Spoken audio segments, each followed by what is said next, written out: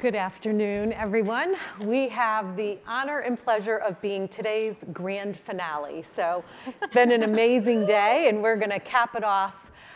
We talked so much during the day about adolescents and teens and college, and of course, all of those folks we hope will eventually become productive members of society and entering the workforce. And so we thought it was important to take a look at what employers are doing in the workforce and what issues they are facing. And so I'm delighted to have this wonderful panel with me here today. I'll ask you all to just do a brief introduction of yourselves, starting with Dr. Andy Sekel. Hi, I'm Andy Sekel, former CEO of Optum Behavioral Health. I'm managing partner of Marketplace Funds, which is a venture capital fund investing in healthcare. Great. Hi, everyone. Kathleen Mahieu. I'm currently with Aetna Behavioral Health. I work in our behavioral health group on strategy and innovation, creating new solutions and partnerships to help us advance our strategy and hopefully deliver better services to our members. Hi, I'm Mark Cunningham-Hill. I'm the medical director from the Northeast Business Group on Health. It's a business coalition that really helps its members get the most value out of benefits, but also address key issues, and mental health is one of those key issues. So. Hi, my name is Antonia Christian. I'm the co-founder and president of Little Bird HR. We currently are offering Talkspace to 2,500 of our employees, and we've been a partner with Talkspace since 2016. Great. Thanks, everybody. So I have a couple questions I'm going to ask you all, and happy to have each of you chime in along the way. So Andy, you've had a very vast view of the behavioral health world from your time at Optum and from your time now. What are some of the solutions that you've seen employers try to use to help with access to behavioral care in the workplace, and what are some of the challenges they have with that? Sure. So I'll start with the challenges. We talked about access, stigma, cost, but I want to put some numbers around it. In general, we treat about 7% of the population, sometimes in a good year, 9% of the population for mental health disorders. The reality is that 20% of the population is a conservative estimate of people that need treatment for mental health conditions. So that delta includes millions and millions of people. So when we talk about stigma, access, cost, it's not an abstract concept. It really means that millions of people are not getting treatment. I think large employers and insurance companies have tried every variation of the traditional system. So I had a customer that was a Fortune 500 company, technology company in Silicon Valley, and then that wasn't getting as much access as they wanted, and we put a lot of providers around them, and nothing changed. And I think the reason nothing changes is because people, a lot of the things we talked about, don't want to come to a 50-minute appointment, don't want to do it during work on a campus and can't easily leave, can't go to that little office down in the basement that's the mental health office. So I think what's happening now is this range of solutions that Talkspace is right in the center of. But the range of solutions are people that are providing solutions for mental health problems that are pure software, that are some coaching and some software. What Talkspace is providing, texting and video. And I think that's the range of solutions that has the flexibility to meet people where they have needs and to meet them in the way that they can access. And I think this whole arena that you're in is just going to expand exponentially. The thing that we don't want to forget is that as we contract with healthcare systems, we have to get them to publicize what we do and how we do it so that penetration rates really do go up and we solve part of that 10-12%. Thank you.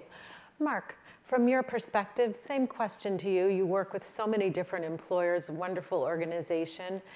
How do you see employers trying to solve the challenges with mental health care in the workplace? It's a really big range. I think, a lot of employers are still sort of, well, we support, mental health. We have an EAP, and that's their solution, which is, you know, it does work, and there's certainly some great value behind EAPs. And then you have other employers who are really trying to get more into that space. From working for big employers to very large multinational companies, and also with the members of the Northeast Business Group on Health, one of the biggest challenges is often just people navigating the system.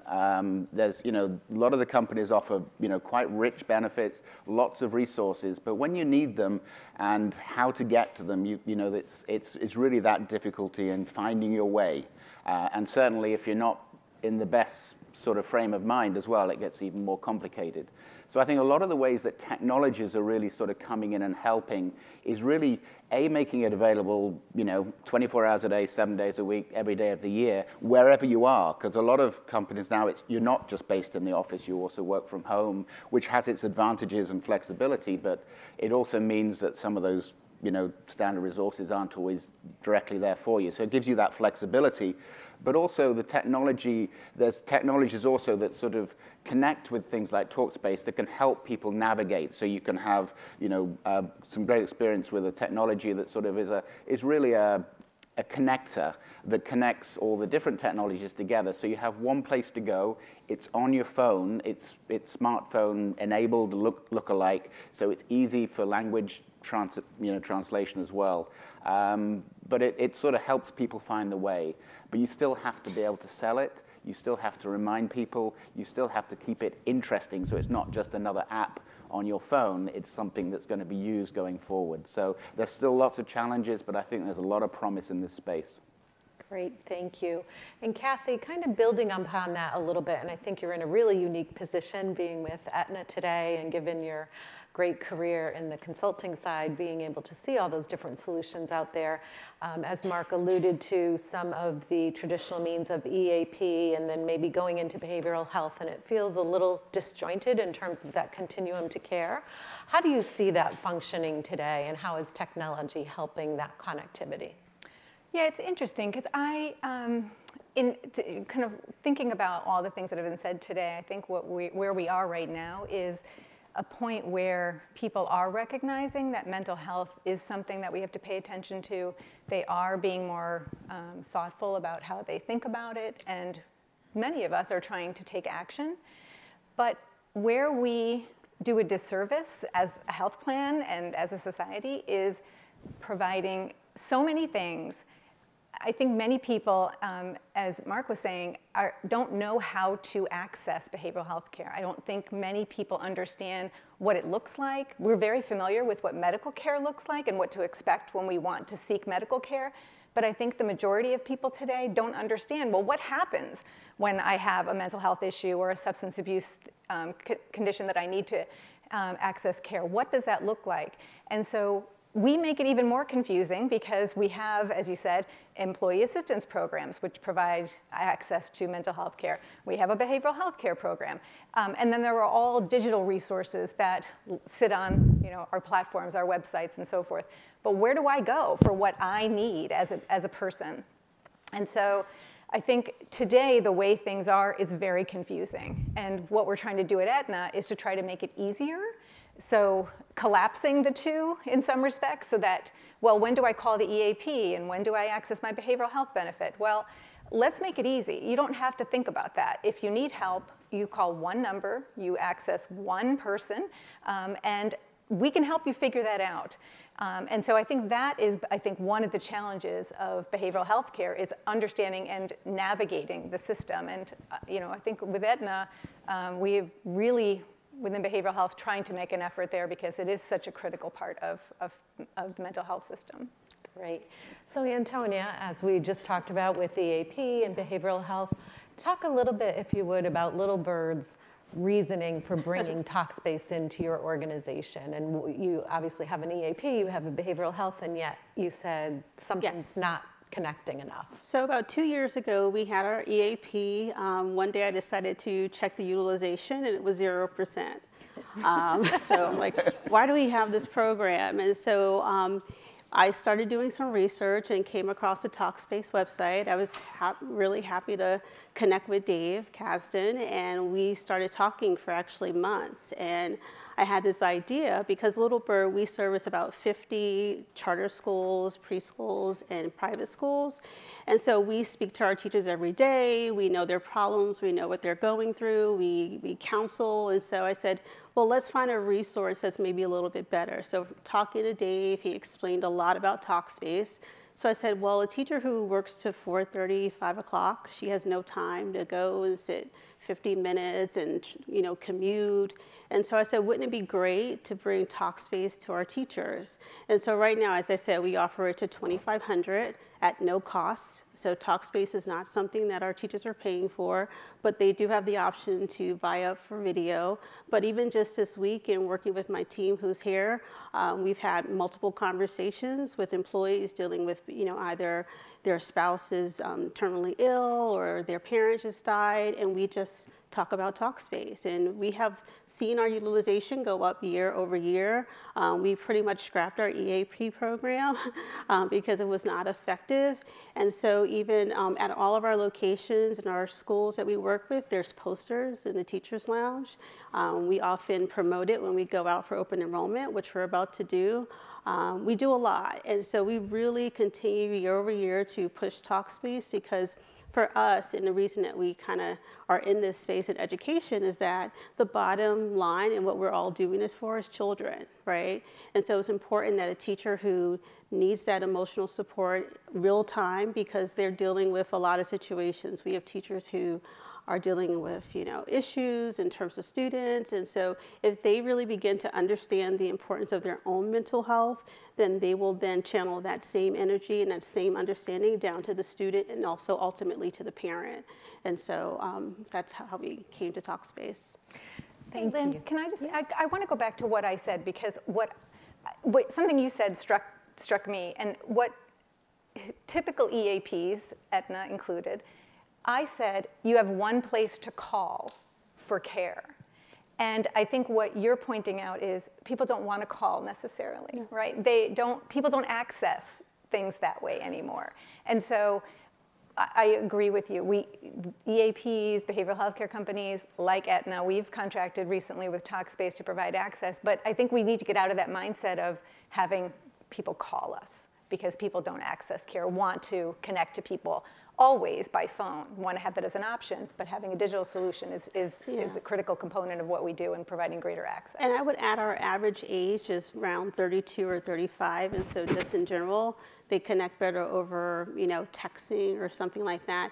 And at the time, back in 2016, we also saw an increase in our behavioral health spend, but also increase in our pharmaceutical and our RX and the mental health area. So actually went to Cigna, and actually we started with just an investment from Cigna to invest in this whole venture of, instead of the EAP program, really focusing on offering Talkspace as a solution. And again, it has been successful. I think it's quite interesting that you've actually sort of moved away from an EAP and gone to a technology solution. Yeah. And I think that could be something that emerges and happens over the coming years. I still think you need that. For behavioral health, you do need that face-to-face contact, but I think, and you might still want that telephone contact as well, but also the virtual sort of phone contact, the video chat, the text messaging, even, AI and machine learning type of response type things, all have their place to play. And I think as we build and move forward, the more we can simplify it and make it easier and less fragmented, because at the moment, if you're in the EAP and then you want to transition into the benefits behavioral health side, they're not often connected in many companies. So people get lost as they transition. Absolutely. And I think that's the biggest challenge, because those are the people who really need that additional help, and they get lost. And once they get lost once, they don't come back. That's right. Very true. Very true. Absolutely. Antonia, since you are in the thick of the school world, and so much of what we talked about today was people who are in school at different stages, talk a little bit about your teachers and the stressors that they face, whether it be from lawnmower parents, which is a new word for me, or from the students themselves, and kind of how are they dealing with those challenges? So as I said, most of our clients are charter schools, and for some of you, you may know that charter schools are in neighborhoods with underserved children. And so not only are they dealing with the stresses that the children are bringing home, but also they're dealing with stresses from parents who are also maybe not understanding the new process or the new way that the school wants to do things. And so often we find that even just this week, and I can give so many examples where a new teacher who started within 1 week and maybe she's crying in the classroom, we don't understand why she's having these emotional breakdowns. We understand that this student body might be a little bit more difficult, and this is not something that she's used to. She moved from the Midwest, and so what we did and what we do is really try to talk to them and counsel them on some of the things that they should expect from teachers, from students, but also from parents, but also making sure that they have a resource either in us or in Talkspace.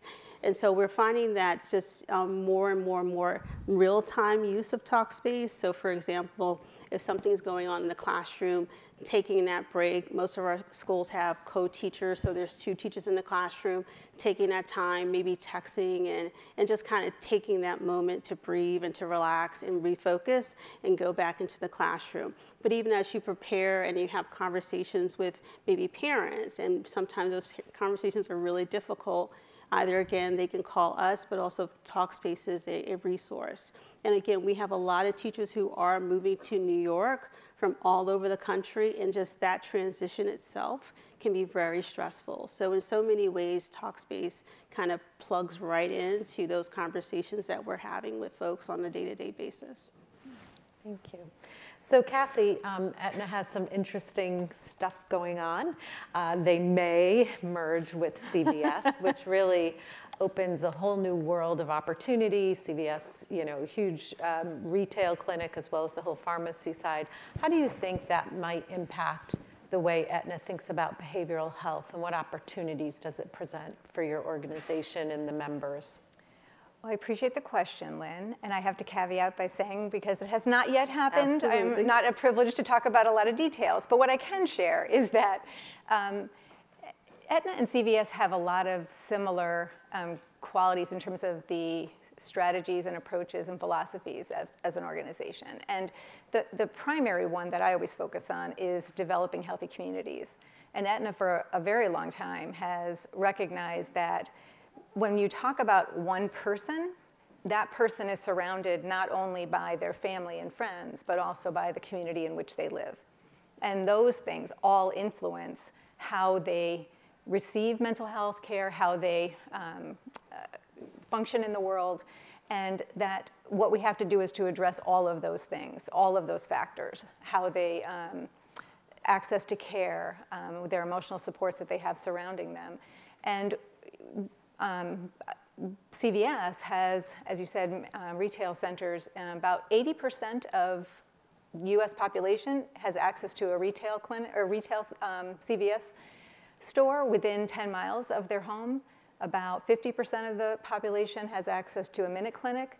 And the idea around CVS is to create healthy communities. So how can they access the people in the community to create greater health in those communities? And so I see an opportunity to deliver what Aetna has been trying to do more effectively in communities, because we may be able to get to those communities more in an easier way through the use of those retail clinics or retail centers, as well as their minute clinics as well. So Great. Lots of opportunities. I'm sure all of you are thinking right now, oh, maybe you could do this, maybe you could do that. There's so many opportunities to use those, brick and mortars as a vehicle for getting to folks. And so there's a lot of opportunities there. Yeah. Andy, anything to add on that, given a kind of broader view? It's not only Aetna and CVS, it's Cigna and Express Scripts, it's the acquisitions United continues to do. How do you think that's going to change the shape of behavioral health? I think it's going to make it more local. So one of the things that Optum has been doing, which has a similar theme, is they've been buying up primary care clinics. So I think they own somewhere around 20 to 25% of all primary care clinics in the country. And I think it's the same notion. Those of us that have worked in the healthcare system always say healthcare is local. Right. Right, but all our companies are not local. And so I think it's an attempt to bring things to a local setting where people have better access. And I think the other thing that's happening in healthcare systems, I think it's really important to kind of benchmark why in the last 2-3 years behavioral health became a hot topic, right? Because 1, 2, 3, maybe even 4 years ago, people still thought mental health's over here and physical health's over here. And all the studies now indicate that for everyone there's an overlap. And I think that's finally come into recognition. And then when you look at people that have chronic illnesses, there's a huge overlap. So if you have diabetes and you have major depression, if one of them become unstable, both become unstable. So if you think about healthcare systems and that 80% of their money goes to people that have significant illnesses and 20% is for healthy people, and you look at the poor access that people have in behavioral health that are chronic, meaning they don't want to go to another appointment, they don't want to drive, they don't want to do a number of things that we kind of try to get them to do, then I think, again, digital solutions that get to people at their home are going to start making a huge difference. So I think the shift has happened because people have finally recognized what people have been talking about here all day. I'm a human being, and if I'm a human being, I have a physical being, I have an emotional being, and those two things don't happen in different rooms in the house. They all happen inside our body. And so I think that big change is what's driving a lot of the concern about mental health now, and the attempt to manage people with chronic illnesses that there are more and more of as this generation gets older, my generation. I think that there's more and more concern about how do we integrate them. So I think those are some of the big shifts that are happening. And I would add that we usually see on a given year 400 plus different types of leaves. About 80% of them are maternity. So often we're including Talkspace material in the mailings that go to all our maternity leaves, being very conscious about postpartum depression. So we make sure that that resource is available to them throughout the entire pregnancy and that they're aware of it. We also do deal with a lot of just regular medical issues, everything from spinal conditions, other chronic illnesses, cancers.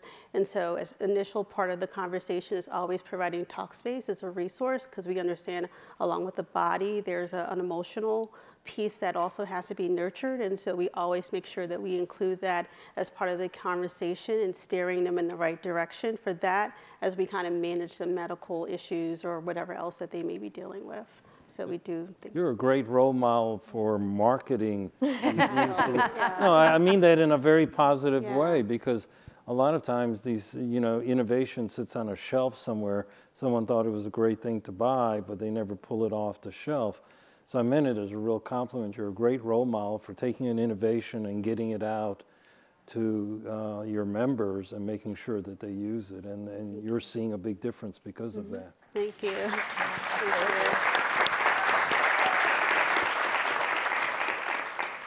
Mark, anything you would add about what NEBGH is doing or your member organizations in terms of that localization and access to care? I think, you look at some of the more successful organizations that really, really help people be their personal best, is really about looking at sort of health very holistically. So it's not, and together and as in one system. So maybe a little bit like the PBMs and the healthcare systems are all coming together and hopefully make it simpler for people to look at health looking at all aspects. And I think, there is this sort of physical and mental health. You can't look at them separately. They're very much integrated.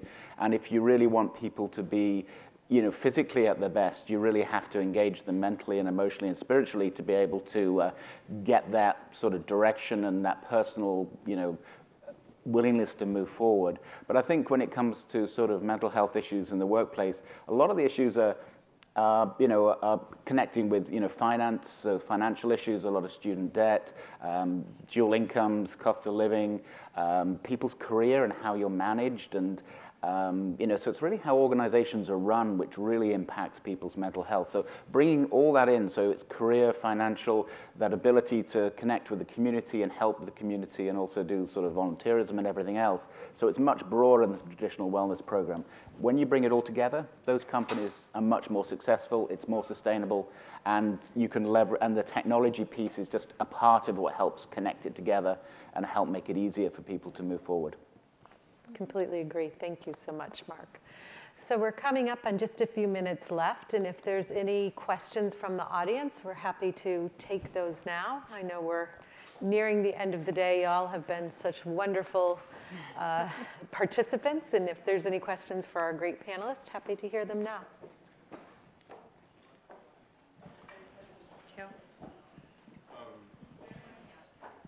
So I'm a therapist with Talkspace in Chicago, and I see a lot of people that talk about just the environments that they work in, talk about how companies they work for are often the problems they're having, that they're struggling with.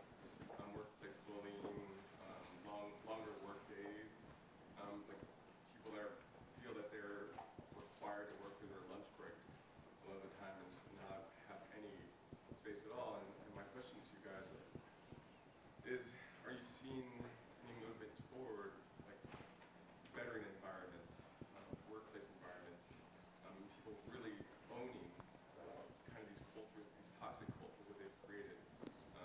Kind of just, I mean, partially culturally, just the way society is, but then also just, you know, with this need to be the best and produce and make as much money as possible.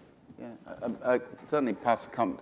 Certainly, I think sort of one company I did work for, they were very focused on not just what had to get done, but so managers got measured on really on what had to get done, but they also 50% of it is on how it got done.